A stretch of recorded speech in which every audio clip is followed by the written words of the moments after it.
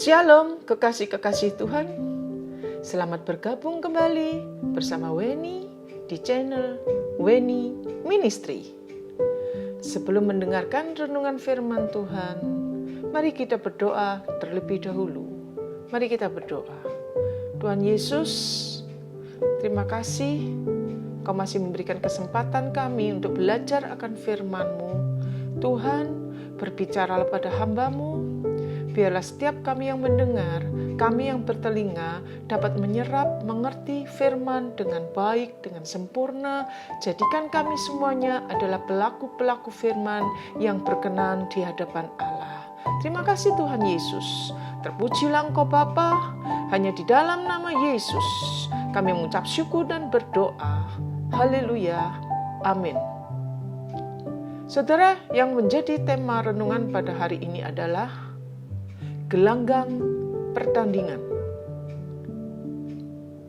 Mari kita buka di dalam 1 Korintus 9 ayat 24. Firman Tuhan mengatakan, "Tidak tahukah kamu bahwa dalam gelanggang pertandingan semua peserta turut berlari, tetapi bahwa hanya satu orang saja mendapat hadiah? Karena itu larilah begitu rupa sehingga kamu memperolehnya." Tiap-tiap orang yang turut mengambil bagian dalam pertandingan menguasai dirinya dalam segala hal. Mereka berbuat demikian untuk memperoleh suatu mahkota yang fana, tetapi kita untuk memperoleh suatu mahkota yang abadi. Sebab itu, aku tidak berlari tanpa tujuan, dan aku bukan petinju yang sembarangan saja memukul, tetapi aku melatih tubuhku dan menguasainya seluruhnya, supaya sesudah memberitakan Injil kepada orang lain, jangan aku sendiri ditolak. Saudara, firman mengatakan 1 Korintus 9:24, "Tidak tahukah kamu bahwa dalam gelombang pertandingan semua peserta turut berlari?" Ada kalimat yang dikatakan, "Tidak tahukah kamu bahwa sesungguhnya ini adalah satu peringatan daripada Allah?" Apakah engkau tidak mengerti? Apa engkau masih belum paham? Sehingga firman mengatakan, "Tidak tahukah kamu bahwa sesungguhnya kita umat Allah sudah mengerti?" Tapi Tuhan menekankan kembali, "Tidak tahukah kamu bahwa dalam gelanggang pertandingan semua peserta turut berlari?" Kita sebagai umat Allah dilahirkan di dalam dunia, bukanlah sebagai umat kerajaan dunia, tetapi sesungguhnya sebagai umat kerajaan surgawi. Tetapi apa tugas daripada kita? Yaitu memberitakan Injil, memenangkan jiwa, membawa kemenangan Kristus. Oleh sebab itu, Tuhan mengatakan gelanggang pertandingan semua peserta turut berlari, semua anak-anak Tuhan turut berlari, tetapi bahwa hanya satu orang saja mendapat hadiah. Karena itu larilah begitu rupa sehingga kamu memperolehnya. Kalau kita buka di dalam 2 Timotius 3, mari saudara kita buka di dalam 2 Timotius 3, ayat yang pertama, dikatakan keadaan manusia pada akhir zaman. "Ketahuilah bahwa pada hari-hari terakhir akan datang masa yang sukar. Manusia akan mencintai dirinya sendiri dan menjadi hamba uang. Mereka akan membual dan menyombongkan diri. Mereka akan menjadi pemfitnah. Mereka akan berontak terhadap orang tua dan tidak tahu berterima kasih. Tidak memperdulikan agama, tidak tahu mengasihi, tidak mau berdamai, suka menjelekkan orang, tidak dapat mengekang diri, garang, tidak suka yang baik, suka berkhianat, tidak berpikir panjang, berlagak tahu, lebih menuruti hawa nafsu daripada menuruti Allah. Secara lahiriah mereka menjalankan ibadah mereka, tetapi pada hakikatnya mereka memungkiri kekuatannya. Jauhilah mereka itu. Dalam masa-masa sekarang adalah masa-masa keadaan akhir zaman. Tetapi manusia, inilah orang-orang yang belum mengenal Allah. Mereka adalah orang-orang pada akhir zaman. Yaitu sesuai dengan apa yang dikatakan di dalam 2 Timotius 3 ayat 1 sampai yang ke-7. Secara lahiriah mereka itu beribadah. Tetapi pada hakikatnya mereka memungkiri kekuatannya. Bagaimana sekarang dalam lomba pertandingan supaya dapat meraih mahkota yang abadi?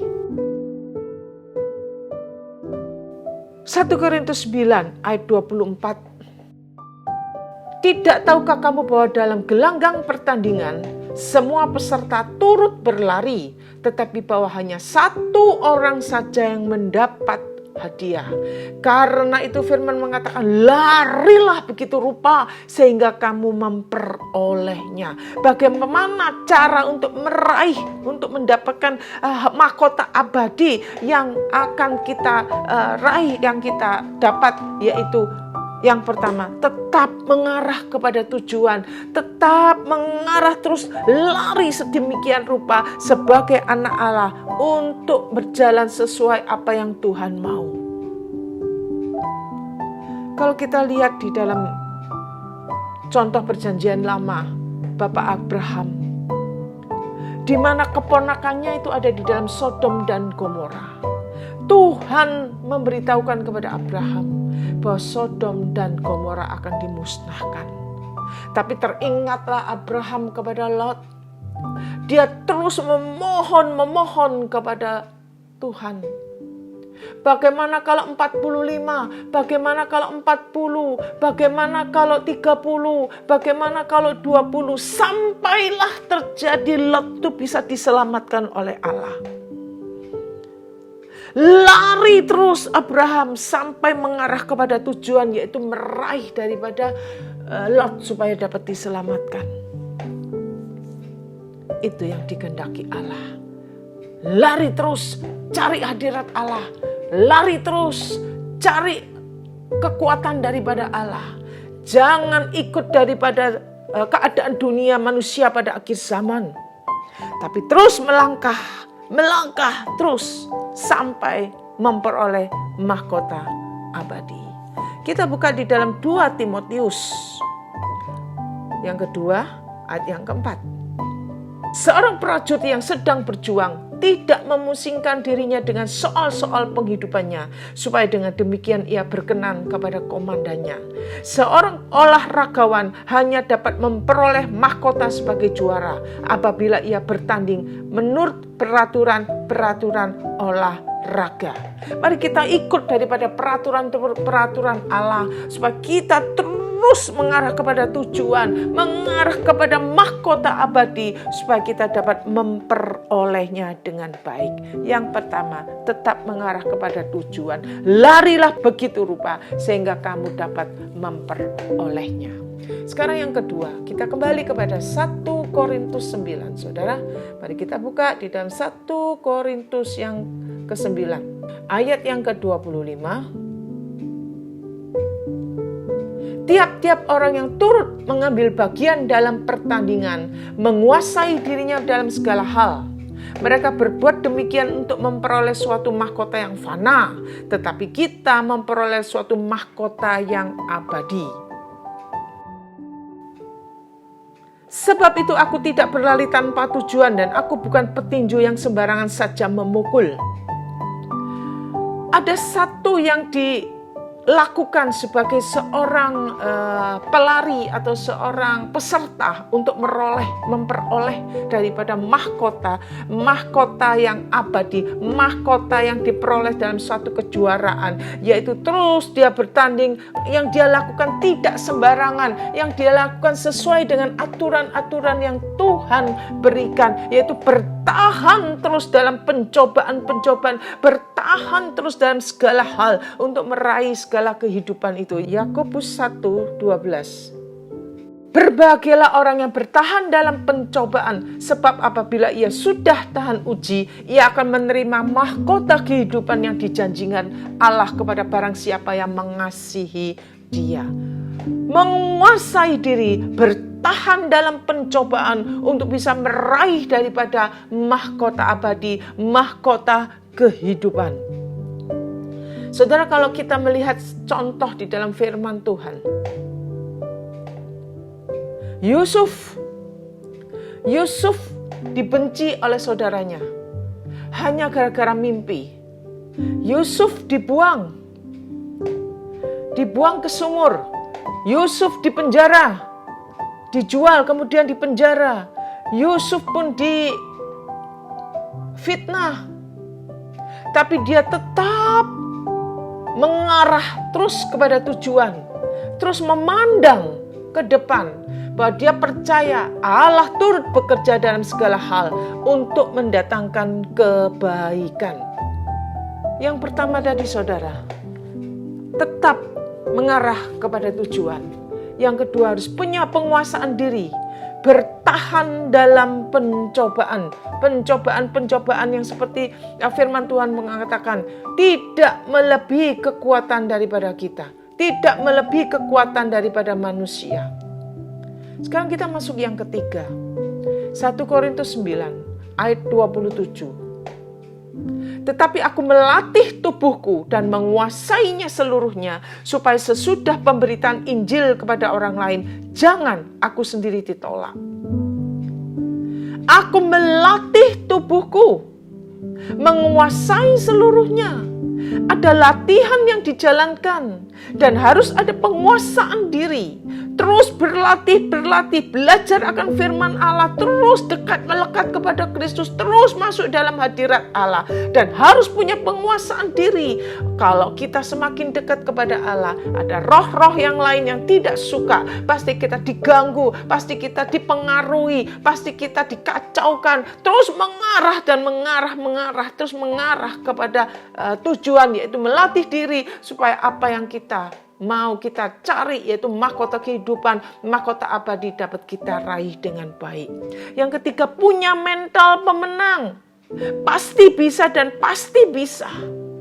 Kita contoh daripada Daud yang masih imut-imut, yang masih kecil, mengembalakan 2 atau 3 ekor, bukan 23 ekor, 2 atau 3 ekor. Dia menjaga dengan sungguh-sungguh.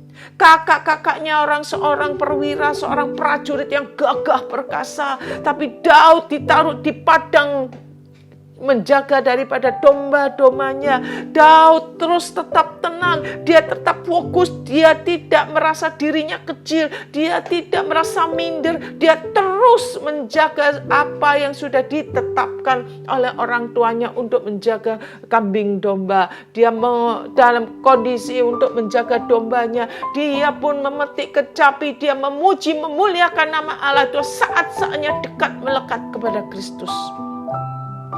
Sehingga pada saatnya 1 Samuel 17 dikatakan, Daud bertemu dengan yang namanya raksasa besar Goliat. Dia tidak pernah takut karena dia percaya Allah beserta.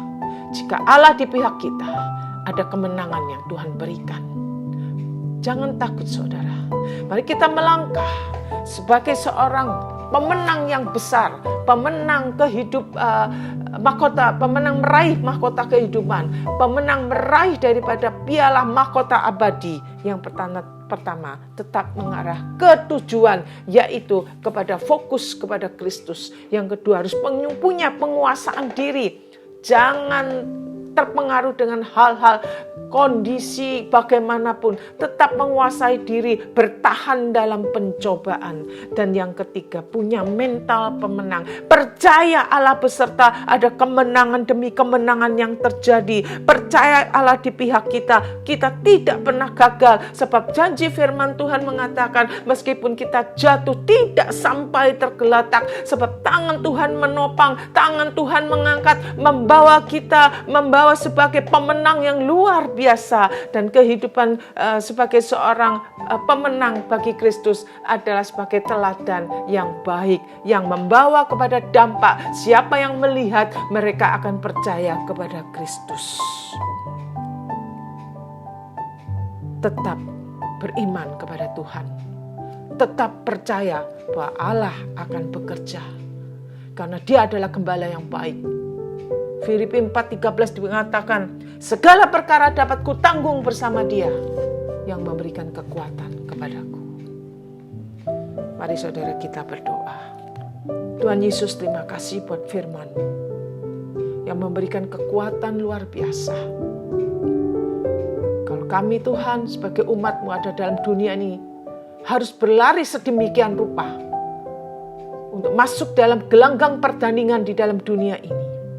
Tuhan, mampukan kami untuk terus tetap mengarah kepada tujuan, untuk punya penguasaan diri dan bertahan dalam pencobaan, untuk punya mental adalah pemenang Kristus. Terima kasih Tuhan, Engkau baik, kami percaya Tuhan terus ada di pihak kami. Terima kasih Bapa, terpujilah Engkau Tuhan. Dalam nama Yesus, kami mengucap syukur dan berdoa. Mari saudara, saya akan berdoa bagi saudara yang membutuhkan pertolongan doa. Bagi saudara yang ada dalam pergumulan, saya akan berdoa untuk saudara. Mari kita berdoa. Saudara boleh taruh tangan kanan di dada. Bapa dalam surga, Tuhan Yesus Kristus, terima kasih firman-Mu sudah mengingatkan kami untuk terus berjuang untuk dapat meraih mahkota abadi, mahkota kehidupan. Sekarang Tuhan, kami percaya Kau turunkan urapan kuasa mujizat-Mu bagi umat-Mu yang sekarang membutuhkan pertolongan. Dan biarlah yang sakit Tuhan sembuhkan secara mujizat, yang berbeban berat Tuhan memberikan jalan yang keluar. Kau angkat beban menjadi sukacita, yang susah Tuhan hiburkan, yang membutuhkan pekerjaan. Kami percaya Tuhan sudah siapkan pekerjaan yang baik, yang luar biasa. Yang punya usaha, Tuhan campur tangan sehingga usahanya baik, lancar, banyak order-order yang berdatangan. Yang menghadapi masalah-masalah yang sukar, Tuhan Engkau akan memberikan jalan keluar dan membawa kepada kemenangan demi kemenangan. Bagi mereka yang belum mendapatkan pasangan hidup, Tuhan pertemukan dengan pasangan hidup yang pilihan daripada Allah.